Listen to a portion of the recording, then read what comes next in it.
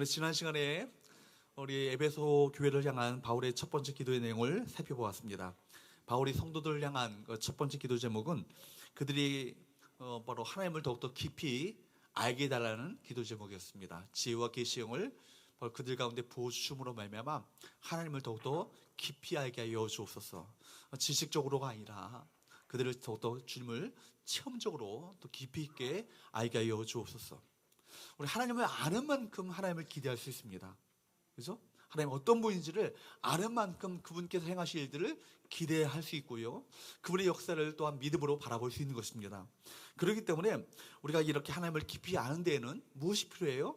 바로 하나님의 계시의 말씀을 우리가 밝히 볼 수 있는 지혜와 계시의 영인 성령님을 우리 가운데 부어주심으로 말미암아 하나님의 뜻을 깨닫게 되어지고 하나님의 지혜가 어떤 것인가를 깨닫게 되어지고 또 계시의 말씀을 더욱더 밝게 알 수 있도록 성령께서 우리 가운데 은혜를 베풀어 주셔야 합니다.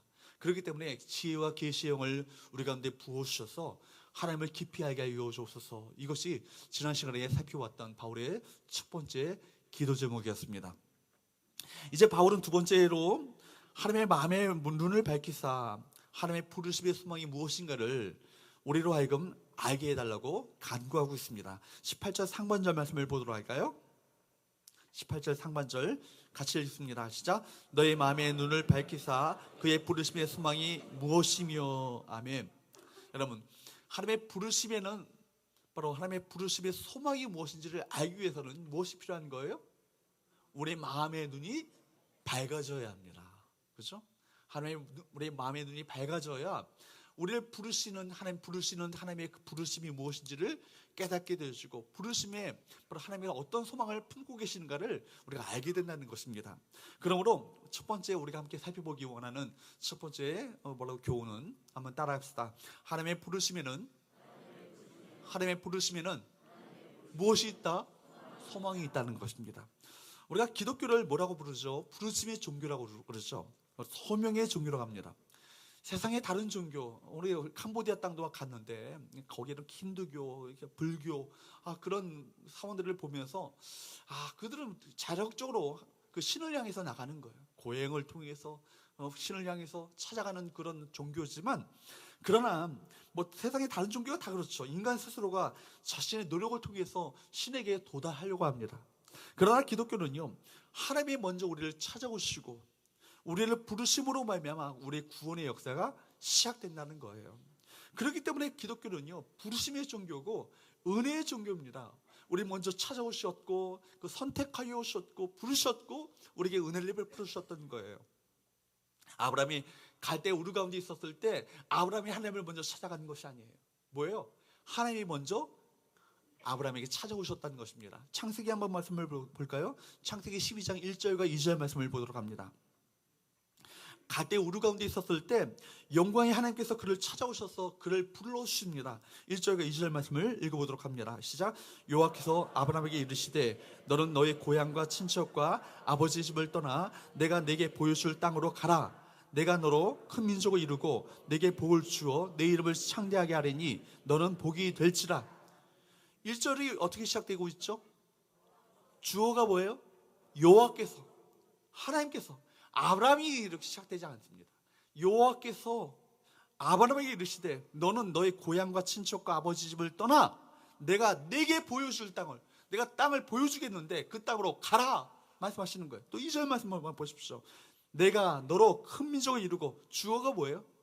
내가가 누구죠? 하나님이 너로 하여금 큰 민족을 이루고 또 내게 복을 줘. 누가 복을 준다는 것이죠? 하나님의 복을 준다는 거예요. 내 이름을 창대하게 하리니 누가 하시겠다는 거예요? 하나님이 하시겠다는 거예요. 너는 복이 될지라. 여러분, 철저하게 주도권이 누구에게 있습니까? 이니셔티브 누구에게 있어요? 주님께 있어요. 하나님께 있어요. 주도권이 주님께 있어요. 바로 여러분 보십시오. 하나님께서 친히 그를 불러주시고 만나주시고 명령하시고 보여주시고 복이 되게끔 하시는 거예요. 창대케 하시는 거예요. 세리마태가 주님을 찾아가는 것이 아니에요. 세관에 앉아 있었을 때 주님께서 그를 찾아오셔서 그를 불러주셨잖아요. 너는 나를 따라오너라 말씀하셨죠. 갈릴리 바다에서 그물을 갖고 여러분 물고기를 잡고 있었던 베드로에게 누가 찾아오셨죠? 주님이 먼저 찾아오셨어요. 너네가 너를 사람을 낚는 너부가 되게 하리라. 주께서 하시겠다고 말씀하십니다. 여러분, 핍박자요, 회방자요, 폭행자였던 사울, 그죠? 예수 믿는 사람들을 잡아 죽이던 그 사울, 그가 다메섹에도 바로 예수 믿는 사람들을 잡아 죽이기 위해서 거기를 쫓아가고 있었습니다. 근데 그 길가에서 누가, 부활하신 주님께서 나타나셨잖아요. 그리고 사울아, 사울아, 누가 불러주셨죠? 주님이 불러주셨어요. 바로 그를 불러주시고 그를 이방인의 사도로 삼아주셨습니다. 언제나 그 인생을 변화시킬 때 그 주어는 누구예요? 주님이에요. 하나님이에요. 기억하십시오. 우리가 주님을 믿게 된 것도 우리가 주님을 믿어 준 게 아니라 주님이 먼저 우리를 선택하여 주시고 우리를 불러주신 거예요. 하나님의 자녀 삼아주신 거예요. 이것이 얼마나 은혜입니까? 은혜인 거예요. 내가 노력해서 된 것이 아니라 주님이 먼저 나를 선택하셨고 불러주셨다. 여러분, 그렇기 때문에 주님께서는요, 요한복음 15장 16절에서 이렇게 말씀하시는 거예요. 요한복음 15장 16절 말씀을 볼까요? 같이 읽어보도록 합니다. 시작. 너희가 나를 택한 것이 아니요 내가 너희를 택하여 세웠나니. 우리가 주님을 택한 것이 아니래. 누가 택하셨다고요? 주님이 너희를 우리를 택했다고 말씀하십니다. 믿으십니까? 여러분 보십시오. 그분이 날 사랑하셔서 지명하여 택하시고 불러주신 거예요. 그래서 우리가 주님을 알게 되었고 구원을 얻게 되었습니다. 이 하나님의 부르심이 없이는요, 인간은요 스스로 힘을 가지고 힘으로 하나님께 도달할 수 없는 거예요. 그래서 주님께서 말씀하신 것입니다. 요한복음 6장 65절 말씀을 볼까요? 6장 65절 말씀을 한번 읽어보도록 합니다. 시작.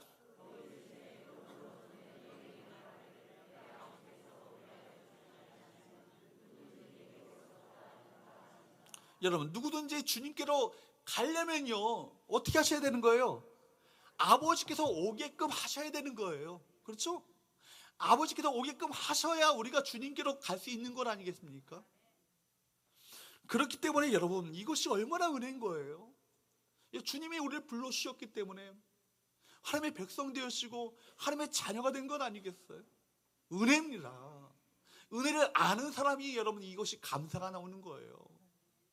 그렇기 때문에 히브리서 기자는요, 히브리서 3장 1절 상반절에서 이렇게 말씀합니다. 같이 읽어보도록 합니다. 시작. 여러분, 우리는요 나 혼자 부르심을 받은 게 아니에요. 함께 하늘의 부르심을 함께 받은 한 형제요 한 자매가 되는 것입니다. 얼마나 이 귀한 성령 공동체를 주신 것이 은혜인가요? 함께 하늘의 부르심을 함께 받았잖아요. 함께 주님을 함께 섬기게 되었고, 함께 주의 사명을 감당하게 되었고, 함께 일꾼 되었고, 함께 가족이 된 거예요. 할렐루야! 얼마나 은혜입니까? 여러분, 하늘의 거룩한 부르심을 받은 거룩한 백성인 것을 여러분 믿으십니까? 여러분, 성도는요 하나님의 이 특별한 거룩한 부르심을 받은 존재가요 성도예요. 성도. 거룩한 부르심을 받은, 우리를 부르신 하나님의 부르심 속에는요 나를 향한 하나님의 사랑과 구원을 베풀고자 하시는 은혜와 내 인생을 축복하고자 하시는 그 계획이 그 안에 담겨져 있어요. 하나님이 나를 크신 사랑으로 불러주셨다는 사실, 하나님이 나를 지명하여 불러주셨다는 이 사실에 대한 이 감사, 확신, 이것이 우리 가운데 있어야 돼요. 그래야 그 확신과 감사가 있어야 그 사람이요 주님을 위해서 진짜 헌신할 수 있고요 순교의 자리까지 가는 거예요. 나 같은 것이 무엇이길래, 나 같은 거를 무엇이길래 나를 이렇게 불러주시고 나를 자녀 삼아주시고 나를 일꾼 삼아주셨는가. 이 감격이 있을 때 여러분 우리 헌신을 한날지라도 지쳐 쓰러지지 않는 거예요. 이걸요 뭐라고 합니까? 소명의식이라고 합니다. 따라합시다. 소명의식. 소명의식. 누가 불러주신 거예요? 하나님이 불러주신 거예요. 이것을 늘 의식하며 살아가는 사람들이만이 이 사람이 진짜 성도예요. 진짜 성도라고요. 저는 이 땅에 사는 우리 모든 그리스도인들이 세상 사람들과 달라야 될 점들이 많이 있지만 그 중에 가장 중요한 중에 하나가 뭐냐면 하나님께서 나를 불러주셨다는 이 소명의식이 있어야 되는 거예요. 내가 어쩌다가 그냥 이렇게 성교에 온 게 아니라 하나님께서 이 자리로 불러주셨다. 믿으십니까? 여러분, 얼마나 이것이 복된 일인 줄 아셔야 되는 거예요. 캄보디아에 가면서 내가 얼마나 복을 받았는가를 철저히 깨달았어요. 정말 복된 땅에 태어나서 주님을 만나게 되었고 주님을 알게 되었고 주님을 섬기게 되는 게 얼마나 이것이 감격적인가. 제가 은혜를 받았어요. 제가 은혜를 받았어요. 얼마나 복된 것인가. 이 나라가 얼마나 복된 것인가, 복된 나라인가를 또 깨닫게 됐어요. 참 소망이 없는 나라예요. 소망이 없는 나라. 그러나 소망이 없는 나라지만 그러나 주께서 그 나라도 병쾌하시면은 변화될 수 있다라는 확신 속에서 믿음의 씨앗을 오늘도 묵묵히 심고 왔습니다.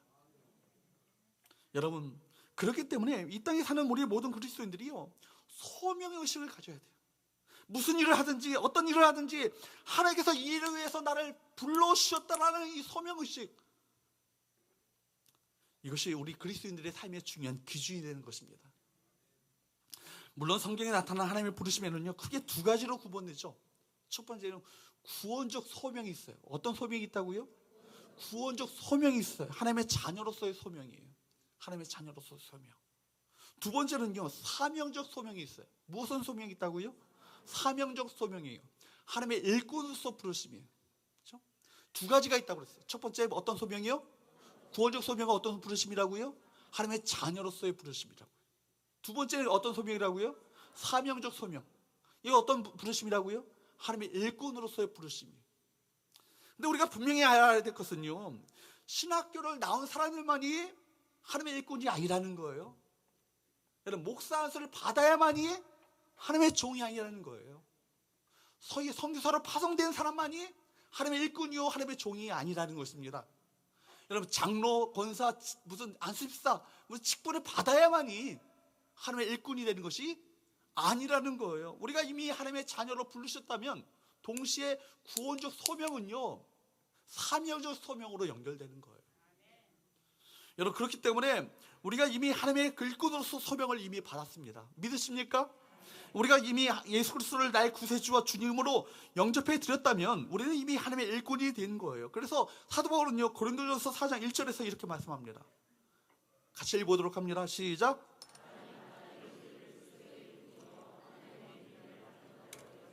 무슨 얘기예요? 사람이 우리 성도들은 마땅히 어떻게 해야 된다? 우리는 그리스도의 일꾼이요, 하나님의 비밀을 맡은 자라는 이 확신, 자기 정체성, 이걸 이렇게 마땅히 이렇게 여기고 살아야 된다는 얘기예요. 우리는 다 뭐라고요? 하나님의 일꾼이라고요. 우리는 다 뭐라고요? 하나님의 비밀을 맡은 자들이라고요. 친히 우리에게 위탁해 주셨다고요. 위임해 주셨다고요. 하나님의 비밀을. 그렇기 때문에 우리 그리스도인들이 주님의 일꾼으로 하나님의 비밀을 맡은 자로 생각하는 것은 너무나도 당연하다, 이 얘기를 하고 있는 것입니다. 여러분, 우리가 이미 예수 그리스도를 인격적으로 영접했다면 우리는 하나님의 일꾼으로서 소명을 받은 거예요. 하나님의 일꾼으로 부르심을 받았다는 사실을 믿으셔야 합니다. 그리고 하나님의 우리를 부르시는 부르심 속에는 무엇이 있어요? 소망이 들어있어요. 하나님의 소망이 있다고요. 하나님의 기대가 있다고요. 이 사람을 불렀을 때 바로 이걸 통해서, 이 사람을 통해서 이루고자 하시는 하나님의 소망을 품고 그 비전을 품으시고 우리를 불러주셨다는 거예요. 동시에 이것도 우리에게 소망이 되는 것이죠. 우리가 이 바로 우리를 불러주셨다는 사실을 통해서 바로 주님의 기대에 어긋나지 않는 그 삶을 살고자 하는 그 소망을 품고 사는 거예요. 하나님의 기대여 또 우리의 소망이 또 동시에 이루어지게 되는 것입니다. 그러므로 여러분 보십시오. 바울 사도의 두 번째 기도 제목은요, 하나님이 우리를 부르실 때 갖고 계신 이 소망이 무엇인지를 깨닫게 해달라고. 어떻게 깨달아질 수 있죠? 우리 마음의 눈이 밝아져야 된다는 거예요. 마음의 눈이 밝아져야 하나님 우리를 부르신 이 소망이 무엇인지를 깨닫게 된다는 거예요. 이것이 또 얼마나 이것이 소망된 것인가를 우리 또한 깨닫게 된다는 얘기입니다. 한 사람 한 사람을 지명을 부르실 때는요, 심심해서 부르시는 게 아니에요. 거룩한 뜻을 가지고 소망을 품으시고 기대를 품으시고 우리를 불러오셨다는 것입니다. 그의 부르심 속에는 거룩한 목적과 뜻이 있음을 믿으시기를 축복합니다. 그렇기 때문에 부르시기 위해서 두 번째 우리 교훈이죠. 아마 왜 부르시는가? 왜 부르시는가? 따라합시다. 하나님과 동행하시려고 부르신다. 여러분, 하나님께서는요, 저와 여러분들을 그저 천당 가려고 하기 위해서, 천당 가기 위해서 구원해 주신 것만이 아니라는 거예요. 하나님께서 우리를 부르심 받은 당신의 백성들과 함께 하십니다. 부르시기만 하시고 방치하시는 분이 아니라는 거예요. 끝까지 우리와 함께 하십니다. 이 사실을 믿으셔야 되는 거예요. 그러므로 마가복음 3장 14절 말씀에 보면 주님께서 제자들을 부르실 때도 왜 부르셨는가가 이유가 나오고 있어요. 한번 읽어보도록 합니다. 시작. 이에 12를 세우셨으니 이는 자기와 함께 있게 하시고 또 보내사 전도도 하며. 여러분, 12 제자를 세우셨는데 이는 왜냐하면, 왜 12 제자를 세우셨는가? 자기와 함께 있게 하시고.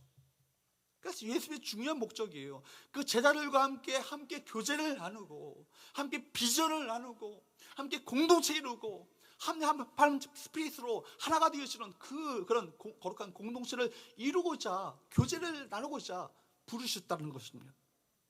자기와 함께 있게 하시고라고 성경은 첫 번째 이유로 바로 그 제자들을 부르신 이유를 말씀하고 있어요. 주님께서 사람을 부르시고 제자로 삼으신 이유는요, 사람을 불러서 일을 시켜먹겠다가 먼저가 아니라 뭐라는 거예요? 함께 있게 하시려고 부르셨다는 거예요. 그러니까 사역보다 뭐가 먼저예요? 예배가 먼저고 사역보다 교제가 먼저예요. 여러분, 놀랍지 않습니다? 놀랍지 않습니까? 여러분, 동일하게 우리 주님께서는요, 우리를 부르십니다. 무엇을 위해서입니까? 함께 있게 하시라고. 만화의 왕이시고 만유의 주이신 역사의 주관자이신 예수님이 우리와 함께 있고 싶다고 친히 우리에게 말씀하시는 거예요. 얼마나 감동적이에요. 예수님은 허물 많고 약점 많은 우리를 친히 불러주셔서 우리와 함께 있고 싶다고 친히 말씀해 주시는 거예요. 그래서 바울은요, 고린도전서 1장 9절에서 이렇게 말씀합니다. 같이 읽어보도록 합니다. 시작.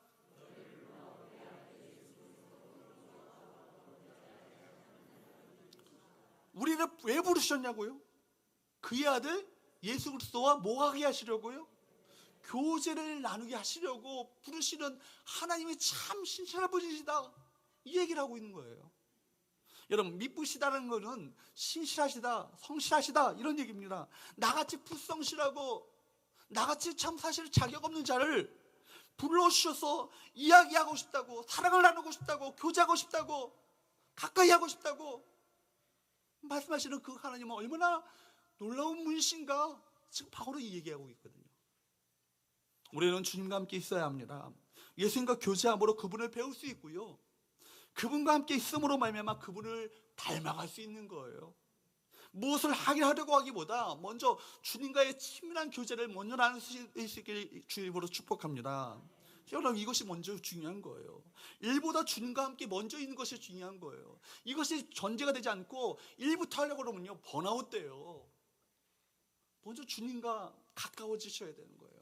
그분의 마음을 알고요, 그분의 사랑을 알고요, 그분의 은혜를 알고요, 그분께서 내게 베푸신 놀라운 은총이 무엇인지를 풍성하게 거기에 흠뻑 젖으셔야 진정한 헌신이 나와요.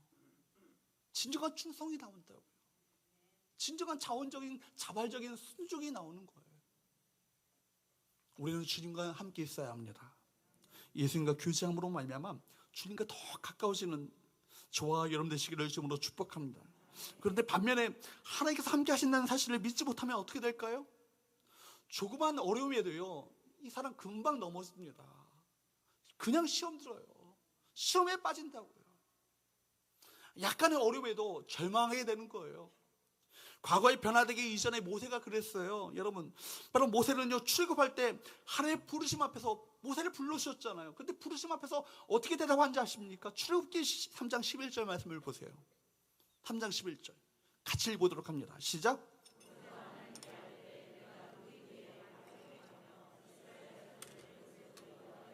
하나님 생각해 보세요. 이 대이집트 제국의 파라오, 그 파라오가 어떤 사람인데 내가 그 앞에 가면 그 사람 앞에서 어떻게 이스라엘 백성들을 내가 어떻게 구원할 수 있겠습니까? 내가 무엇이길래, 내가 무엇이간데, 내가 아무것도 아니잖아요. 주님이 하시지 않습니까? 그 주저하면서 하나님의 부르심을 지금 사양하고 있습니다. 그때 하나님께서 모세에게요, 기가 막힌 말씀을 하시는 거예요. 그 다음 구절입니다. 12절 같이 읽어보도록 할까요? 시작. 뭐라고요? 내가 반드시 너와 함께 있기 때요. 전지전능하시고 창조주신 그분께서 내가 너와 함께 하는데 무슨 걱정이야? 이 말씀을 쉽게 표현하면 이거예요. 모세야, 걱정하지 마. 내가 있지 않니? 내가 있지 않니?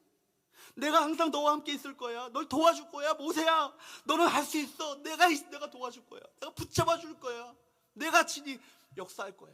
너는 가만히 있어서 내가 하는 구원을 바라보기만 하면 돼. 내가 반드시 너와 함께 있겠다 말씀하십니다. 여러분, 이 약속보다 더 귀한 약속이 어디 있겠어요? 주님이 우리와 함께 하시겠다는데, 주님과 우리와 동행하시겠다는데, 이거보다 더 놀라운 약속이 어디 있겠어요? 그러면 이미 끝난 건 아니에요. 게임 오버 된 거 아니에요. 천하의 파라오, 여러분, 그 파라오가 전지전능하신 하나님 앞에 무엇이 되겠어요? 아무리 약한 사람이라 할지라도 하나님께서 함께 하시면요, 강해집니다. 어떤 형편에 처하든지 어떤 어려움에 처하든지 하나님께서 함께 하시면 결국 뭐예요? 단면은 여러분 슬픔이 있을 수 있고 아픔이 있을 수 있고 고통이 있을 수 있고 때로는 어려운 상황이 있을 수 있죠. 그러나 종국이 뭐예요? 마침내 뭐예요? 승리하는 거 아니겠어요? 하나님께 함께 하신다면. 여러분, 성경에 등장하는 위대한 인물들의 공통점이 있잖아요. 뭐예요? 하나님이 함께 하신다. 하나님이 함께 하신다. 그들은 한결같이 하나님과 함께 살았다는 거예요. 사자굴 속에서도, 여러분, 광야에서도요, 풀무불 속에서도, 파산한 배 속에서도, 감옥 속에서도, 어떤 상황과 어떤 형편에서도 함께 하시는 그 하나님의 임재를 그들이 체험했고요. 그 하나님을 의지함으로 말미암아 하나님의 도우심을 경험했던 그 이야기가 뭐예요? 성경의 이야기 아니에요. 이게 성경의 얘기 아니에요. 에녹이요, 300년 동안 하나님과 동행했다고 얘기해요. 한때 동행했다는 얘기가 아니에요. 한두 번 열심히 기도했다는 얘기가 아니에요. 교회에 열심히 출석했다, 이 얘기가 아니에요. 300년 동안 하나님과 동행했다는 얘기는요, 하나님과 함께 믿음의 발걸음을 함께 뗐다는 얘기예요. 앞서가신 주님보다 앞서가지 않고요, 앞서가신 주님과 함께 그 발걸음을 함께 뗐다는 얘기예요. 그분과 교제를 나누고, 그분께 어려운 일이 있으면 그분께 맡겨드리고, 그분의 도우심을 구하고 하나님의 뜻을 구하면서 항상 그분의 의식을 하면서 살았다는 것을 말하고 있습니다. 길을 걸을 때에도 하나님과 함께하고, 운전할 때도 하나님과 함께하고, 병원에 누워있을 때도 하나님과 함께하는 그 삶과 신앙이 끊어지지 않는 삶을 살았다는 거예요. 여러분, 일상의 그 신앙을 놓치면요, 그 신앙 외식화됩니다. 종교화됩니다. 주일에 한번 교회 올 때만 하나님께 예배할 뿐인 거예요. 일상에서는 자기 방식대로, 자기 고집대로, 자기 멋대로 살아갑니다. 그것은요, 종교 생활이에요. 자기 의무만 다할 뿐이죠. 동행하는 것은요, 삶의 전 영역에서 주님과 함께 그 발걸음을 떼는 거예요. 그러므로 기도 시간에만 기도하는 것은요, 굉장히 위험합니다. 우리는 매 순간 기도할 수 있어야 합니다. 기도할 때 반드시 눈을 감아야 되는 것이 아니에요. 눈 뜨고도 기도할 수 있어요. 눈 뜰 때 더 많이 기도해야 합니다. 길을 걸을 때에도, 운전할 때에도 기도하며 하나님과 대화할 수 있어야 되는 거예요. 우리는 하나님과 동행한다고 생각하지만 실제로 홀로 있을 때가 얼마나 많은지 몰라요. 자신도 모르게 홀로 살아갑니다. 여러분, 엠마오로 가던 그 두 제자, 왜 절망과 낙심 가운데 그 엠마오로 내려가고 있었죠? 그들과 누가 부활하신 주님이 함께하고 계시다는 것을 모르니까 절망 가운데, 낙심 가운데 엠마오로 터벅터벅 걸어가고 있었어요.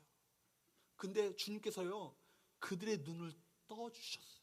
띄워주셨다고요. 그러니까 뭐가 보여요? 부활하신 그들과 동행했던 그분이 누구신지를 깨닫게 되는 거예요. 여러분의 마음의 눈이 열려질 수 있기를 주님으로 축복합니다. 주님께서 우리와 함께 하신다, 나와 함께 하신다는 사실을 깨닫게 되기를 주님으로 축복합니다. 여러분, 그러면요, 여러분, 내가 신앙생활은 그렇기 때문에 하나님과 함께 하는 거예요. 함께 동행하는 것이 신앙생활이에요. 그런데 오늘날 하나님과의 동행을 인식하지 못하는 그리스도인들이 참 많아요. 자신이 무엇을 하는가 보다 중요한 것은요, 누구와 함께 하는가예요. 무슨 일을 만났는가, 이거보다 중요한 것은요, 누구와 함께 그 일을 하는가예요.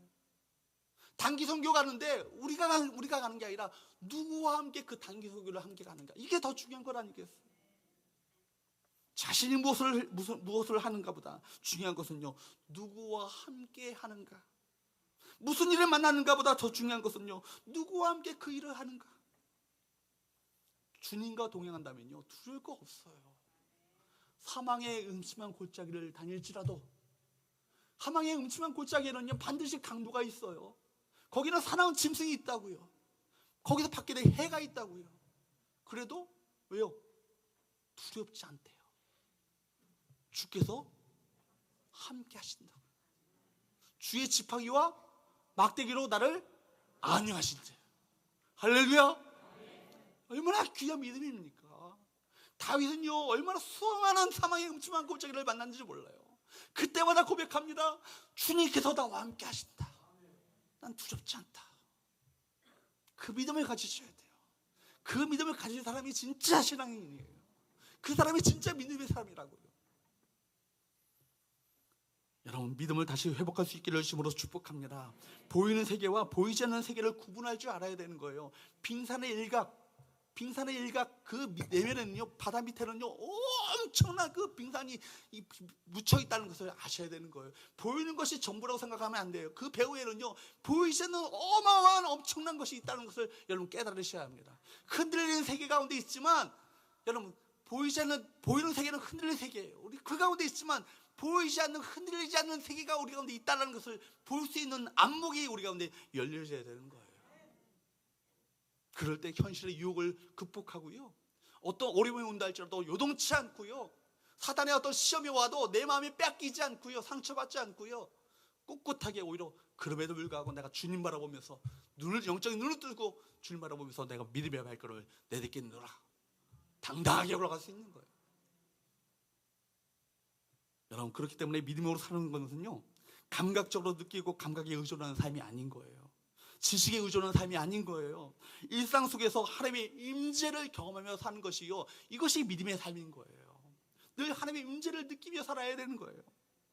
눈에 보이는 것을 의지하지 마시고 믿음으로 하나님을 찾고 갈망할 수 있기를 주님으로 축복합니다. 여러분, 믿음은 뭐예요? 하나님께서 계시는 것과 그를 찾는 자들에게 상 주시는 이심을 믿어야지니라. 살아계신 하나님께서 내 앞에 계신데 이것을 믿는 것이 믿음이에요. 그리고 그분을 찾는 자들에게 상 주신다, 이 사실을 확신하는 사람들이 믿음의 사람들이라고요. 힘들어서 넘어지는 것이 아니에요. 하나님과 동행하지 않기 때문에 넘어지는 거라고요. 하나님의 문제를 깨닫지 못하니까 좌절하는 것이라고요. 신앙생활은요 홀로 하는 것이 아니에요. 여러분, 이제까지 여러분 홀로 혼자 신앙생활을 했다면 그것은 진짜 신앙생활을 하는 것이 아닙니다. 혼자 종교생활을 한 거예요. 신앙생활은 누구와 함께? 하나님과 함께, 주님과 함께, 주님의 임재를 의식하며 주님께서 동행하시고 날 붙들고 계신다, 확신 속에서 날마다 그 선포하며 그분을 오히려 그 절망 가운데 어떤 환경 속에서도, 어떤 상황 속에서도, 그죠? 내 마음을 확정하고 주님을 찬양하겠노라 선포하며 나아가는 것이 이게 믿음이라고요. 초신자랄지라도 하나님과 동행하면요 그 인생 가운데 놀라운 일이 벌어집니다. 그러나 수십 년 믿었다 할지라도 하나님과 동행하지 않으면요 아무런 소용이 없는 거예요. 그 사람은요 초신자보다 못해요. 영적인 실력은요 우리에게 있지 않습니다. 하나님께 있습니다. 하나님과 동행하는 법을 배우면 그것으로 충분합니다. 어려운 과제가 있어도 겁내지 마시기 바랍니다.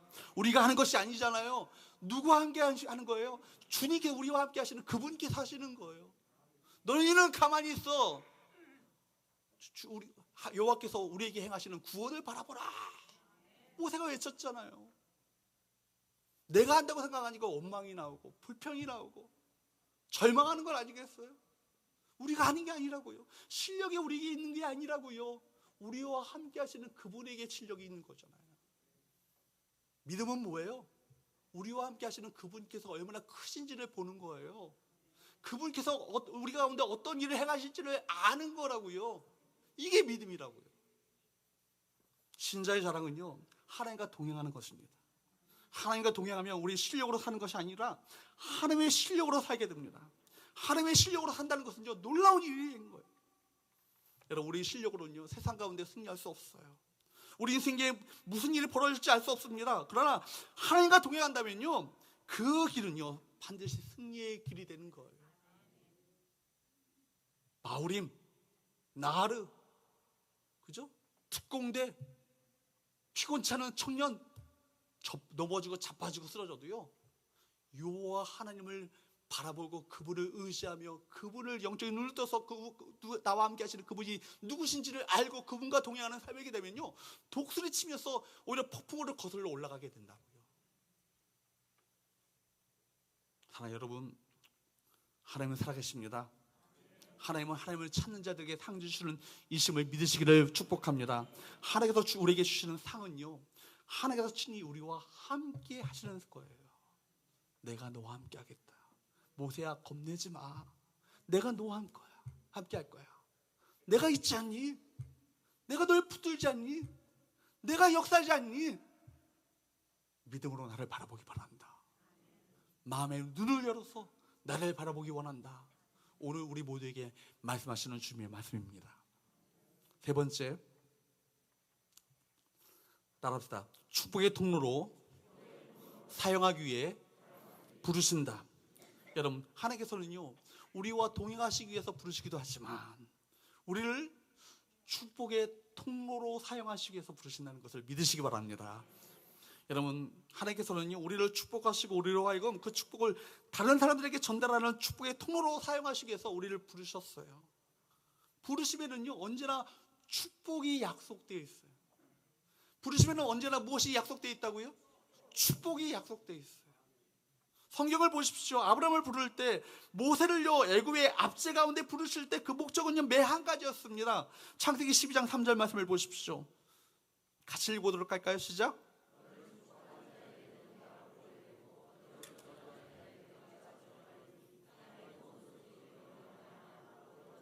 땅의 모든 족속이 너로 말미암아 복을 받을 것이다. 하나님께서요, 이스라엘 백성들을 축복된 땅으로 주시기 위해서, 바로 그 축복된 땅을 주시기 위해서 아브라함을 먼저 선택하셨다는 얘기 아니겠어요? 아브라함은 축복의 통로이지 복의 저수지가 아니에요. 나 혼자 복 이빠이 받고 잘 처먹고 끝나는 인생, 그거 바라시면서 그걸 부르신 게 아니라고요. 축복의 통로로, 축복의 유통자로, 전달자로, 파이프로 그를 부르신 것입니다. 하나님께서 아브라함을 부르시고 그에게 복을 주실 때, 아브라함을 통해서 바다의 모래 같은 많은 영혼들을, 아브라함 한 사람이지만 아브라함을 통해서 많은 영혼들을 이미 하나님께서 바라보셨어요. 캄보디아를 다니면서 우리 함께 같이 이렇게 동행했던 박승욱 선교사님이 처음부터 끝까지 얘기한 게 그거예요. 한 사람의 영향력, 계속 강조하신 분이 그거예요. 한 사람의 영향력. 비록 한 사람이지만 한 사람을 통해서 수많은 사람들이 복을 받게 될 것을 바라보면서 묵히 믿음의 씨앗을 뿌리는 거예요. 이게 바로 선교사의 사명 아니겠어요? 우리 단기 선교, 우리가 비록 짧은 기간이고 일주일밖에 되지 않지만 이 씨앗이, 우리가 안아줬던 그 캄보디아의 어린 영혼, 우리가 복음을 전했던 그 캄보디아의 그 어린 그 사람들, 그 사람의 복을 받아들이고 그 사람을 말미암아 수많은 영혼들이 구원받는 그것을 바라보는 것이, 이게 믿음의 눈 아니겠어요? 그래서 롤리라는 성경학자는요 이런 말을 했어요. 선택의 목적은 무엇을 위한 것이다? 섬김을 위한 것이다. 그러므로 섬김이 중지될 때 선택은 그 의미를 상실하며 쓸모없는 것이 되고 만다. 언제나 선택하실 때는 섬김을 위해서 그 사람을 선택한다는 거예요. 근데 그 섬김이 중지된다면 선택은 아무런 의미가 없게 된다는 얘기죠. 마찬가지죠.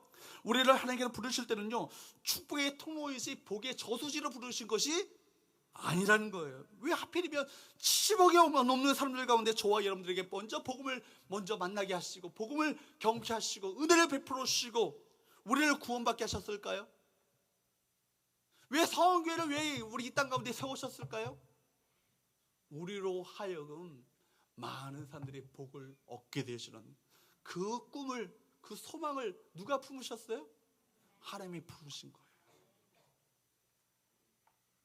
우리 김희대 집사님을 부르실 때는 집사님을 통해서 놀라운 많은 사람들이 복을 받게 될 그것을 꿈꾸시면서 우리 집사님을 부르신 거예요. 마찬가지예요. 여러분 마찬가지예요.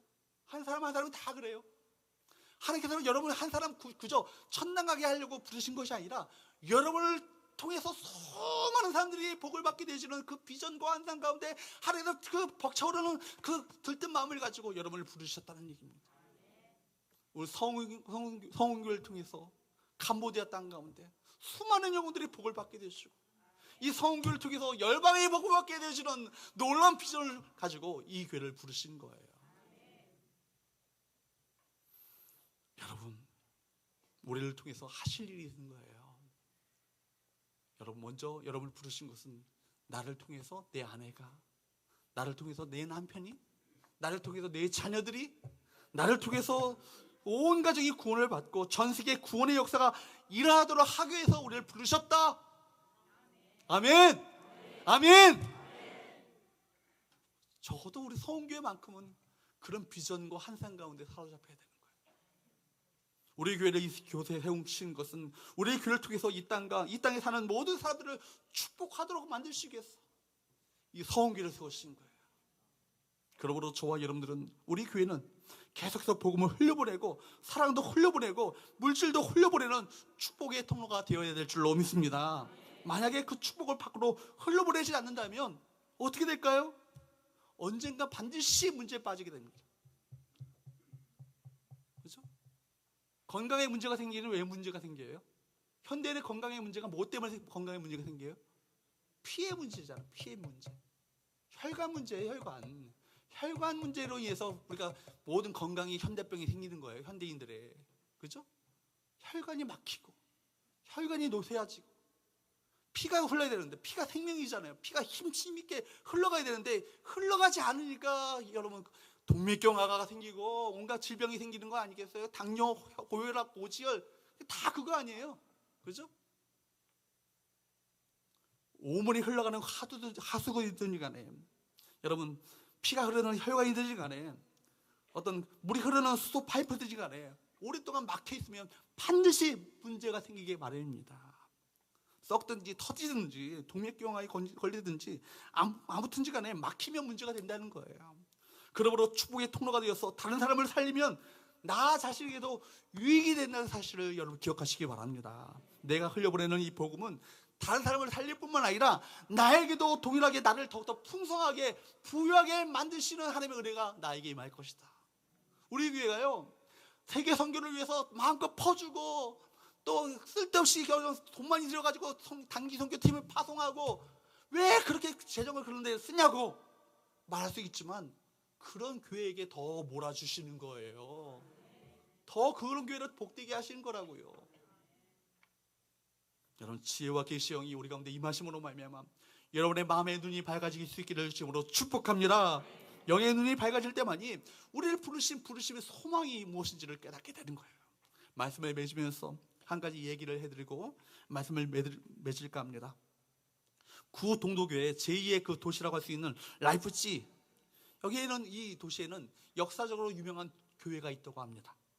그 교회 건물 앞에는 오래된 예수님의 동상이 있다고 그래요. 예수님의 동상. 이 동상이요 2차 세계대전 때 폭격을 맞아가지고 오른팔 하나가 없어졌답니다. 그래서 전쟁이 끝난 뒤에 성도들이 의논하기를 우리가 예수님의 이 오른팔을 복구하기 위해서 특별한 헌금을 걷자. 그래가지고 기도를 하면서 헌금을 모으고 있는데 갑자기 나이 많은 어떤 성도가 손을 들면서 이렇게 말하는 것입니다. 목사님 그리고 성도 여러분, 우리가 돈을 모아서 예수의 오른팔을 해드리는 거 참 좋지만 저는 생각이 다릅니다. 이 돈은 다른 데 더 쓰고 선교하는 데 더 쓰고 대신 예수님의 동상 밑에 이런 글을 적어 놓도록 합시다. 예수님의 오른손은 없습니다. 대신 우리가 예수님의 오른손이 되겠습니다. 이 말 들었던 그 모든 성도들이 큰 감명을 받아서 모았던 돈을요 선교와 다른 일에 어떤 귀하게 쓰고 대신에 예수님의 동상 밑에 그 사람이 제안했던 글귀를 넣었다는 겁니다. 예수님의 오른손이 없습니다. 우리가 바로 예수님의 그 오른손이 되겠습니다. 여러분 누가 예수님의 오른손이 되겠습니까? 다른 사람이 아니라 저와 여러분이, 우리 성교회가 예수님이 오른손이 되어서 예수의 귀한 그 사역들을, 그 놀라운 가정의 축복과 복음의 통로가 되어주는 놀라운 역사들을 우리가 감당해야 되지 않겠습니까? 주님의 오른손이 되어서 주님의 계획을 위해서 쓰임받는 저와 여러분 되시기를 주님으로 축복합니다. 우리를 향하신 주님의 기대, 우리를 향하신 주님의 그 소망, 부푸신 주님의 그 벅차오는 비전이 우리의 교회를 통해서, 저를 통해서, 여러분을 통해서, 바로 당신을 통해서 이루어지는 놀라운 역사들이 일어날 수 있기를 주님으로 축복합니다.